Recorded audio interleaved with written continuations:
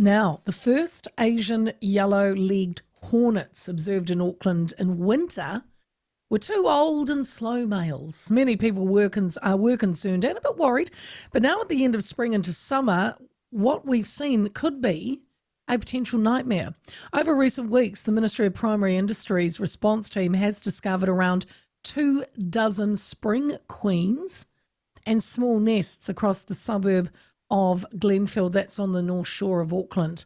Unless New Zealand rapidly scales up its search effort, we could soon be confronted by a far tougher and costlier way to stamp this out. Or worse, we could end up with this pest as a permanent resident. Phil Lester is a professor of ecology and entomology at Victoria University, and he joins me now. Phil, good afternoon. Good afternoon, Leah. Thank you so much for your time today. I suppose the first question would be, how did this hornet even get here in the first place? Yeah, we don't know, unfortunately. We wish we did. These hornets can be very subtle in their invasion, so they can hide away in a container or potentially even somebody's luggage or something like that. And the queens are already mated, so they're alone, they're diaphausing, they're not moving much, they're hard to see, hard to spot, hard to find. So they could have got here in any number of ways. We just don't know. Right. And how serious is this? Is the Asian-legged, yellow-legged hornet threat like right now? Are we in if you could do it by scale, when they do it with fires, are we on alert or are we running around going, oh my gosh? Well, there's a whole lot of beekeepers, especially in New Zealand, that are running around, oh my gosh, sort of 11 out of 10 level of panic. So if this hornet manages to get established here in New Zealand, then we would have major problems, major issues with our beekeeping industry, especially that they're big predators of honeybees. And look, we rely on our honeybees for pollination in the dairy industry, and the beef industry, and avocados and kiwi fruit and all sorts of things. So it's a real concern. So actually, that was my question would be. So the honeybee is their first go-to. Was there any other anything else that's vulnerable to these hornets? Yeah, so the predators. So when they get larger nests, especially in sort of mid to late summer and in autumn, they will eat a lot of insects, and that insects can be a lot of honeybees, but certainly a lot of pollinators as well. So big consumption of flies, big consumption of Lepidoptera, with bees especially. But bees are the ones that most people are really concerned about. An individual nest might consume 11 kilos worth of insects over a summer period, which is huge, and it could be a real problem. Yeah. So MPI says they've discovered 24 spring queens and small nests. Does that mean, are they quite prolific when you look at, say, the honeybee who've got the hive? Don't they normally just have one queen? They do. So there's 32 queens being discovered now. So we're as of yesterday, I think. So 32. Gosh. So we're getting up there now. Those are individual little nests. Those are separate individual little nests. So what we think has happened is there was an individual queen arrived last summer, established a nest, and it has reproduced. And so all the queens that we're finding this year are her offspring. So from last autumn, that queen reproduced and sent out a whole bunch of new queens. They've overwintered somewhere here in the Auckland region, and they're now setting up individual little nests, and those are the ones. Many of the discoveries so far are of those individual little nests. Okay, so and do they travel far? Are they? Because I don't know. I know bees can, but they always come back to the hive. But what about this hornet? How much? How far can they go?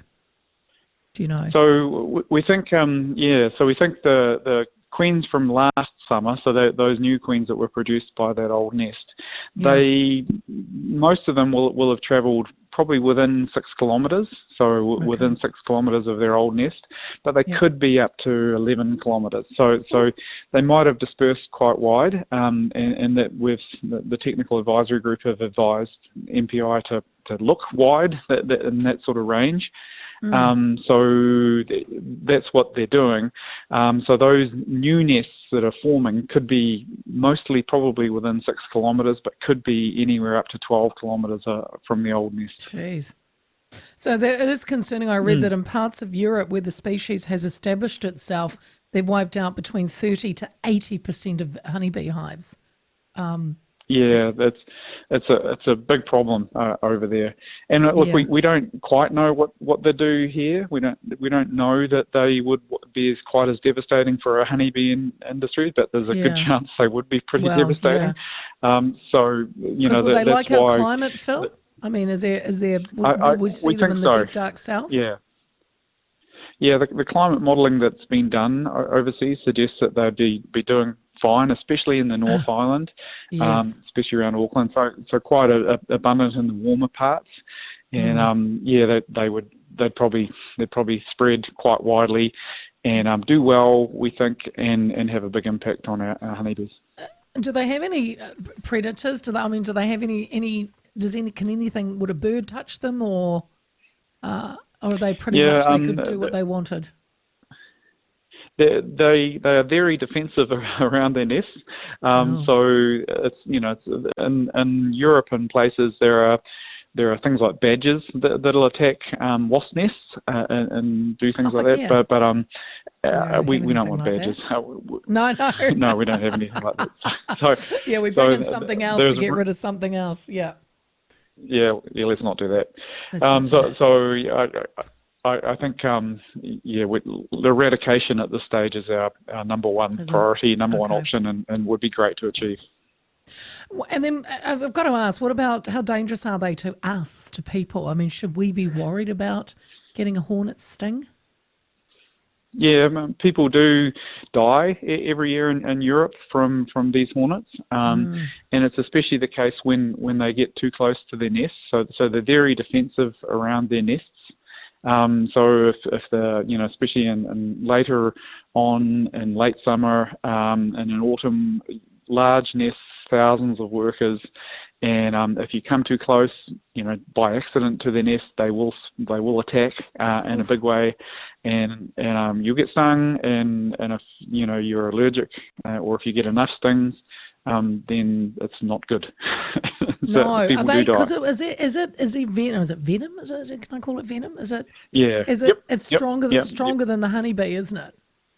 I could imagine. I don't know. I've never come across any reference that talks about relative comparison of toxicity. Might be out there, but certainly people can be allergic to them, and certainly people do get enough stings that they die. So they'll do other things. Beekeepers. Sorry, go for it. No, I was just going to say there was a story, and then I go again. I'll go, Phil, and then you go. Wait. No, there was a story, in the last month of a father and son who was ziplining overseas and on holiday, and they must have gone through a swarm of hornets who just attacked them, and by the time they got to the bottom, poor buggers had died. Yeah, too close to the nest, by the sound of it. So they got very close to the nest, and the hornets went out and defended that nest in a big way, and father and son died, which is horrible. I've got a few people have come and said, all right, how can we trap them? What do we do if we see them?